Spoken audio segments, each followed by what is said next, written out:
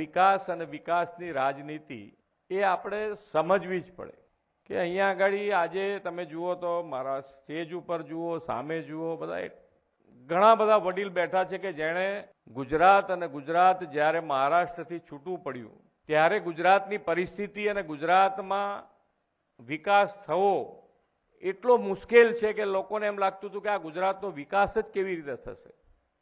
એક બાજુ દરિયા કિનારો આટલો લાંબો, એક બાજુ મોટું રણ, ડુંગરો, એ બધાની વચ્ચે આખું ગુજરાત, અને ગુજરાતમાં વિકાસ કેવી રીતે થવો એ જ મુશ્કેલ હતું.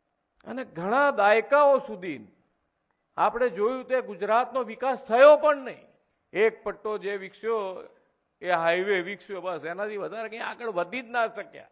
જેણે પણ વિચાર્યું એ સિટી પૂરતું વિચાર્યું, નાનું વિચાર્યું. જ્યારથી માન્ય નરેન્દ્રભાઈને સેવા દાયિત્વ મળ્યું, ગુજરાતના મુખ્યમંત્રી બન્યા,